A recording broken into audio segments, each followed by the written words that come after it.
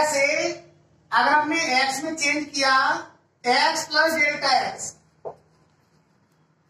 तो y में भी कुछ चेंज होगा, y प्लस डेल्टा y। ठीक है, अगर हमने x में चेंज किया तो y में भी चेंज होगा, x plus y plus delta y। जैसे मान लेते हैं एक कोई फंक्शन है y equals to x square,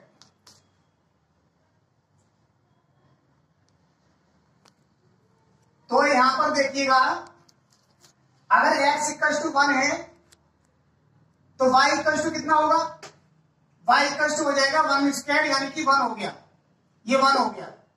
x equals to 2 है तो y इक्वल्स टू कितना होगा, 4 हो जाएगा। x इक्वल्स टू 3 है तो y इक्वल्स टू हो जाएगा 9, x इक्वल्स टू 4 है तो y इक्वल्स टू हो जाएगा 16। अब यहां पर देखें आप, जैसे जैसे x चेंज कर रहे हैं हम, वैसे वैसे y भी चेंज हो रहा है। अब x में चेंज यहां 1 का हुआ और y में जो चेंज हुआ यहां पर कितने का हुआ बताओ, 3 का चेंज हुआ। यहां भी x में चेंज हुआ कितने का, 1 का, तो यहां y में चेंज कितने का हुआ, 5 का। यहां x में चेंज हुआ 1 का और y में चेंज हुआ 7 का। तो x तो जो है x सेम रेट से चेंज हो रहा है, बट y में जो चेंज हो रहा है वो सेम रेट से नहीं हो रहा है। x तो हम 1 ही चेंज किया हमने हर बार, लेकिन स्टार्टिंग में y चेंज हुआ 3, अगली बार 5 चेंज हो गया, अगली बार 7 चेंज हो गया। इसका मीनिंग ये हुआ कि y का जो चेंज है वो डिपेंड कर रहा है कि x कितना है, x कितना है। तो एक्चुअल में हम क्या फाइंड करते हैं डेरिवेटिव में, rate of change, rate of change, derivative हम फाइंड करते हैं रेट ऑफ चेंज, जिसका सिंबल होता है डी डी एक्स। इसका मतलब होता है डेरिवेटिव ऑफ समथिंग, जो भी यहां लिख देंगे हम, डेरिवेटिव ऑफ y जैसे with respect to x, derivative of y with respect to x। तो यहां पर जो है ये होता है आपका इंडिपेंडेंट वेरिएबल, इंडिपेंडेंट वेरिएबल, और y जो होता है वो होता है dependent variable, dependent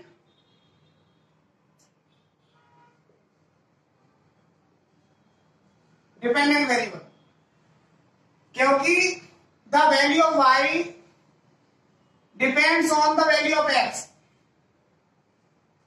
value of y जो है x की वैल्यू पर डिपेंड कर रही है।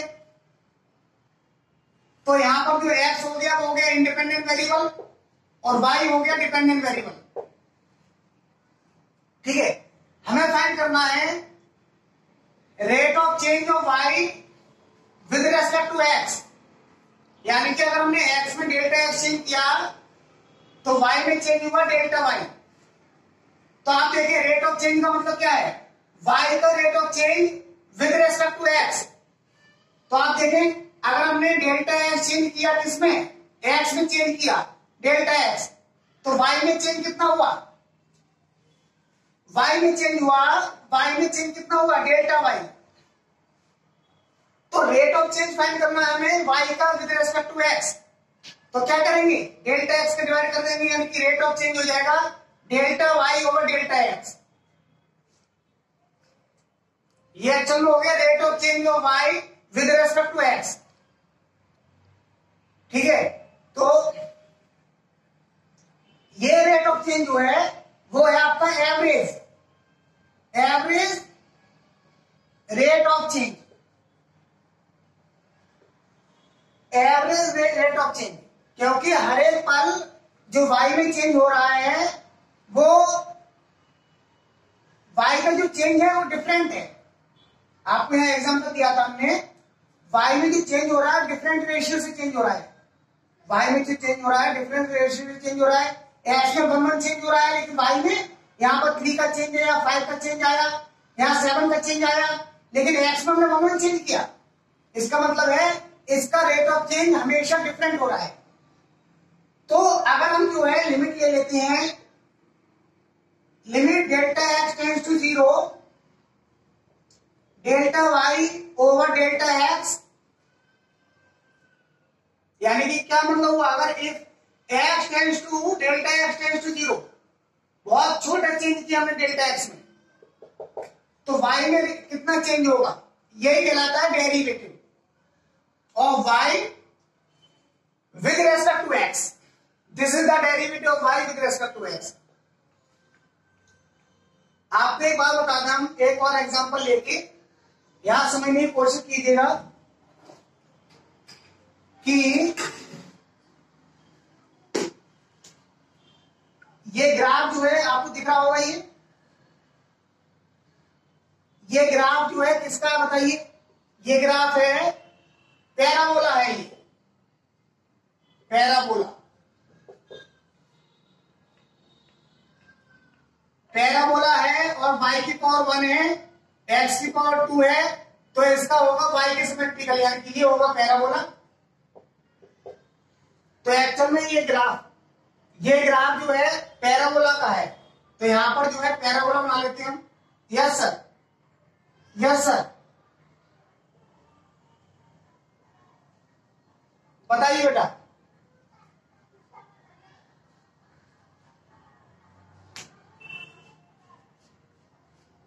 हाँ हाँ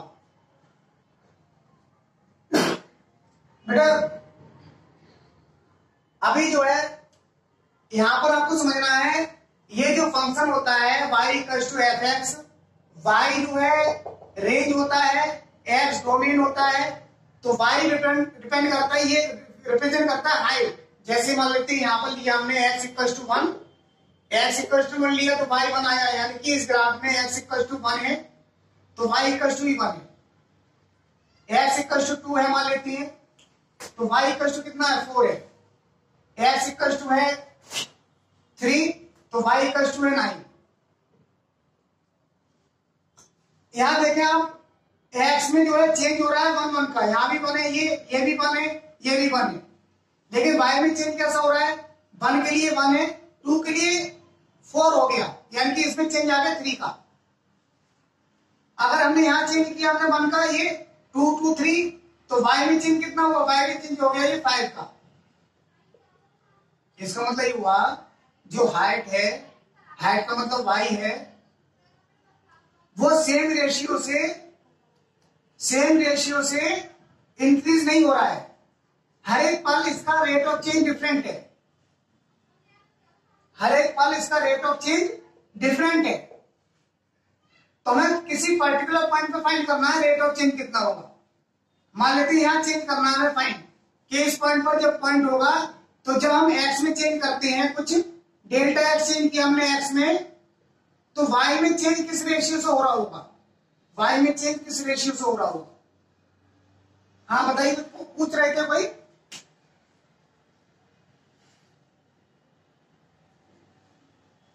ठीक है ना, x जो है इनपुट हो गया, y हो गया आउटपुट।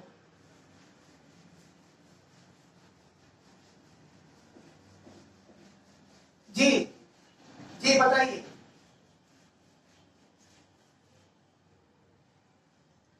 अच्छा ये एक्चुअल में ये,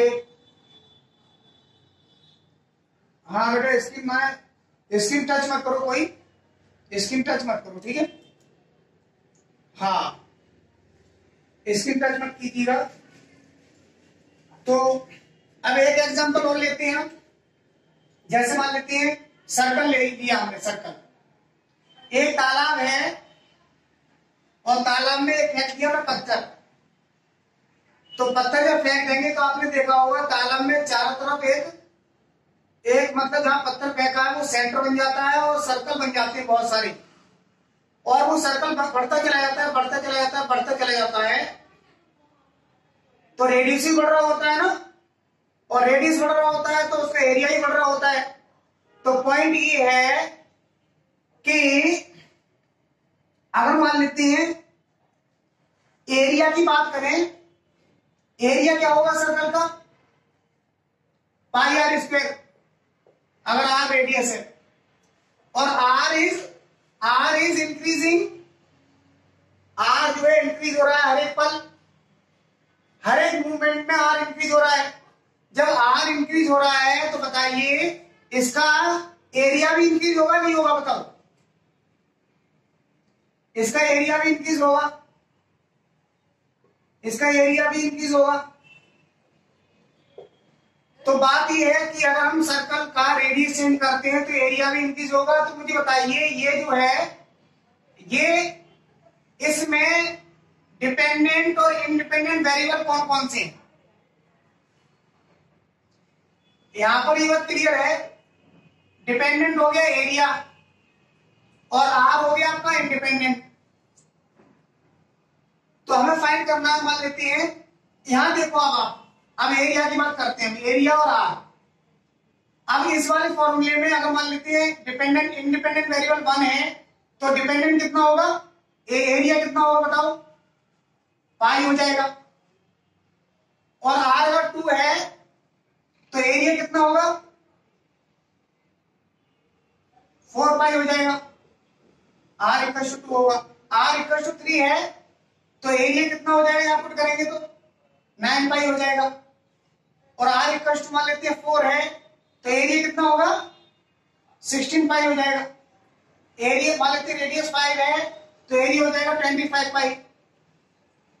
तो यहां देखो आप एरिया में रेट ऑफ चेंज हो रहा है वो कितना हो रहा है, रेडियस में तो 1 का चेंज है, रेडियस में चेंज है 1 का, बट एरिया में जो चेंज हो रहा है स्टार्टिंग में हो रहा है स्लोली चेंज, यानी कि एकदम नहीं बढ़ रहा है। यहाँ 3 का चेंज आया, अगले पर हो गया चेंज इसका 5 का, देखा आपने, यानी कि यहाँ हो गया आपका 3 पाई का चेंज, और इस वाले चेंज को हो गया आपका 5 पाई चेंज, और ये चेंज हो गया, ये चेंज हो गया 7 पाई, और ये चेंज हो गया 9 पाई। तो यहां से कंक्लूजन हमने क्या निकाला, यहां से कंक्लूजन ये निकाला कि एरिया में जो रेट ऑफ चेंज है वो डिफरेंट रेशियो से चेंज हो रहा है। स्टार्टिंग में धीरे धीरे चेंज हो रहा है एरिया, और जैसे बड़ा हो जाता है सर्कल, बड़ा सर्कल हो जाता है तो एरिया में रैपिडली चेंज होता है, रैपिडली। देखो यहां बढ़ता जा रहा है चेंज लगातार, रेडियस तो केवल 1 बना रहे हैं हम, लेकिन एरिया में देखो यहाँ 3 का चेंज हुआ, 3 पाई का, यहाँ पर हुआ 5 पाई का, यहाँ पर हुआ 7 पाई का, यहाँ पर हुआ 9 पाई का। इसका मीनिंग क्या हुआ, इसका मीनिंग हुआ जो rate of change in area है वो सेम नहीं है हर एक पॉइंट पर, हर एक पॉइंट पर rate of change of area different है। तो मान लिया हमें फाइंड करना है किसी पर्टिकुलर पॉइंट पर rate of change, particular point पर रेट ऑफ चेंज फाइंड करना है। यानी कि मान लिया हमें यहां दे रखा है, ये रेडियस दे रखा है x, मान लिया रेडियस दे रखा है x, और इसका एरिया जो है, एरिया हमने मान लिया y, मान लिया डिपेंडेंट वेरिएबल है, तो ऐसा लिख सकते हैं y equal to pi x square. आप समझना y क्या रिप्रेजेंट कर रहा है, y रिप्रेजेंट कर रहा है एरिया को, और x रिप्रेजेंट क्या कर रहा है, x रिप्रेजेंट कर रहा है किसको, रेडियस को। आप देखो समझना, जब किसी पर्टिकुलर इंस्टेंट पर रेट ऑफ चेंज निकालते हैं, इंस्टेंट का मतलब होता है किसी एक पल पर, कहीं एक मोमेंट पर रेट ऑफ चेंज निकालते हैं, है नहीं? तो हम क्या करेंगे, हम रेडियस में थोड़ा सा चेंज करेंगे, रेडियस में थोड़ा सा चेंज किया हमने,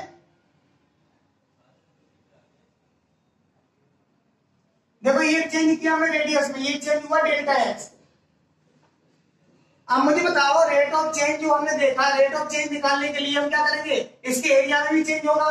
तो यहां पर देखें आप, यहां पर देखें जब हमने रेडियस में चेंज किया डेल्टा एक्स, तो अब रेडियस कितना हो गया टोटल, अब इसका रेडियस हो गया x plus delta x, right?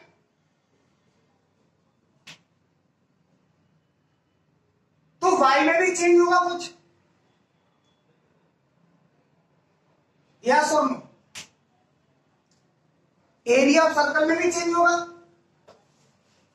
अब एरिया ऑफ सर्कल में जो चेंज होगा उसे मान लिया हमने डेल्टा वाई, और delta x equal to delta y हो जरूरी नहीं है, ठीक है ना। इसमें चेंज मान लिया हमने डेल्टा वाई, कुछ चेंज हुआ पता नहीं कितना चेंज हुआ, बट मान लिया हमने डेल्टा वाई। तो जब हमने एक्स में चेंज किया रेडियस में, तो इसमें चेंज हो गया डेल्टा वाई पाई, और एक्स में चेंज हुआ x plus delta x whole square. आप देखें, और फाइंड क्या करना है हमें फाइंड करना है rate of change of y with respect to x, rate of change of y with respect to x. तो क्या होगा, delta y over delta x, ये हमें फाइंड करना है। आप समझना है इसे, ये हमें फाइंड करना है। और ये आपका है एवरेज चेंज है। और अब हम देखते हैं चेंज कैसे होगा। देखो, अगर मान लेते हैं इसमें से ये माइनस कर देते हैं, एक फर्स्ट मान लेते हैं, सेकंड मान लो, इसमें से चेंज कर देते माइनस कर देते हैं, फर्स्ट सेकंड में से फर्स्ट माइनस कर दो, तो लेफ्ट हैंड साइड को लेफ्ट हैंड साइड से माइनस कर देंगे और राइट हैंड साइड को राइट हैंड साइड से माइनस कर देंगे। करिएगा, कितना हो जाएगा, इसमें से ये माइनस करेंगे तो डेल्टा वाई बचेगा, इसमें से ये माइनस करेंगे y प्लस डेल्टा वाई से y माइनस कर देंगे, डेल्टा वाई बचेगा, और राइट हैंड साइड में माइनस करेंगे तो क्या बचेगा, देखो पाई और x plus delta x whole square minus pi x square, इसमें से ये माइनस कर दिया।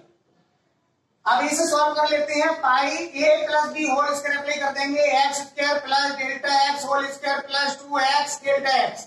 समझ में आया कि नहीं,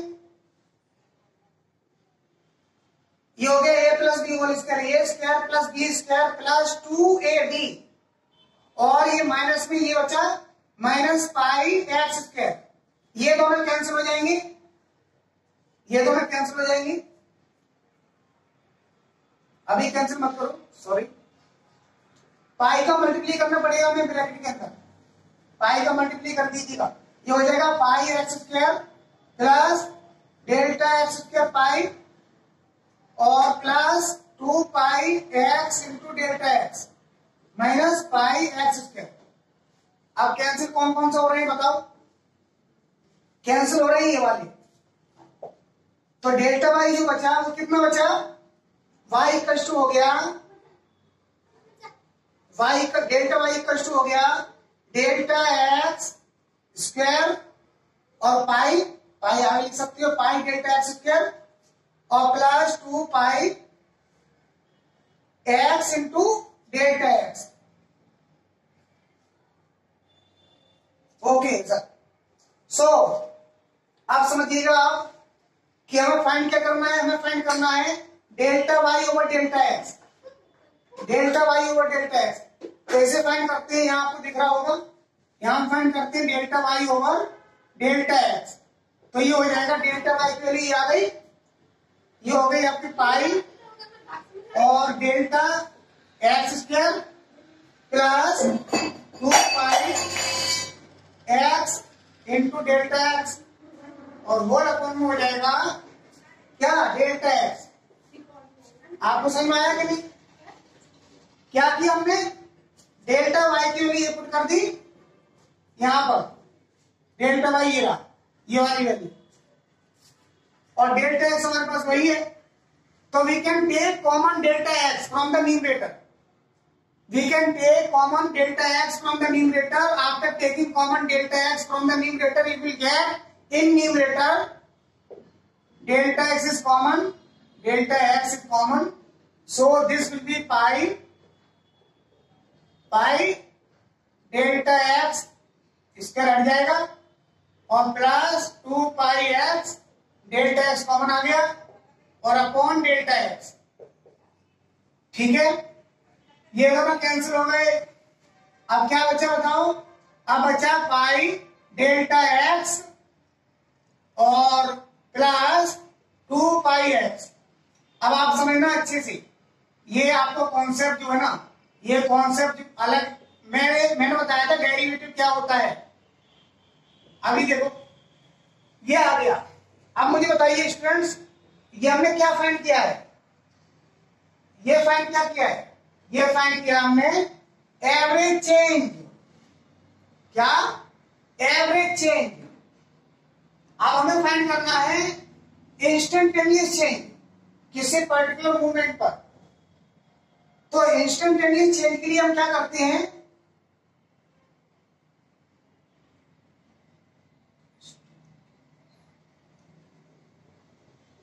इंस्टेंटेनियस चेंज जो होगा वो क्या हो जाएगा, जब डेल्टा एक्स हम बहुत छोटा कर लेंगे, ये जो डेल्टा एक्स है वो टेंड्स टू 0 ले लेंगे, क्योंकि जितना ज्यादा ये डेल्टा एक्स होगा उतना ही रफ चेंज आएगा, रफली चेंज आएगा, और जितना ही डेल्टा एक्स बहुत छोटा होगा उतना ही एग्जैक्ट चेंज आएगा उस पल। जब पॉइंट यहां पर होगा रेडियस का ना, ये वाला पॉइंट यहां होगा लास्ट, जितने नजदीक होगा ये, यानी कि डेल्टा एक्स बहुत कम होगा उतना ही एक्यूरेसी आएगी। तो हम क्या करते हैं इस केस में, लिमिट ले लेते हैं हम, limit delta x tends to 0, delta y over delta x, और यही हो जाता है डेरिवेटिव dy ओवर dx। आप ये समझे अच्छे से, यही कन्वर्ट हो जाता है डेरिवेटिव में। तो derivative ji,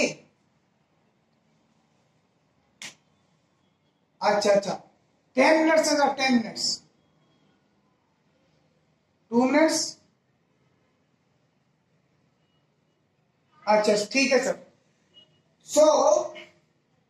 so this is the limit delta x tends to 0, delta y over delta x, ये कन्वर्ट हो जाता है डेरिवेटिव में। कब हुआ डेरिवेटिव में कन्वर्ट, जब डेल्टा एक्स बहुत छोटा लिया हमने।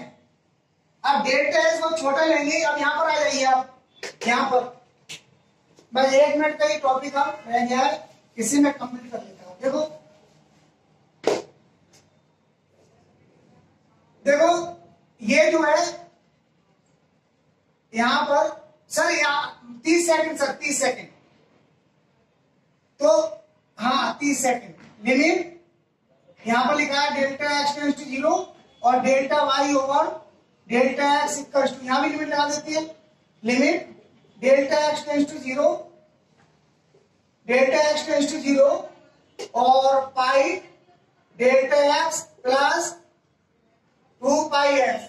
अब आप समझे इसे, जब डेल्टा एक्स टेंड्स टू 0 होगा तो ये टर्म हट जाएगा, ये टर्म हट जाएगा, तो क्या रह जाएगा, ये रह जाएगा 2 पाई एक्स। समझे? तो आपने देखा इसका ये डेरिवेटिव जो है ना सर, इसका डेरिवेटिव जो है ना सर, इसका डेरिवेटिव करेंगे डायरेक्ट, तब क्या आएगा, x to the power n लगा देंगे फॉर्मूला यहां पर, तो 2 आ गया।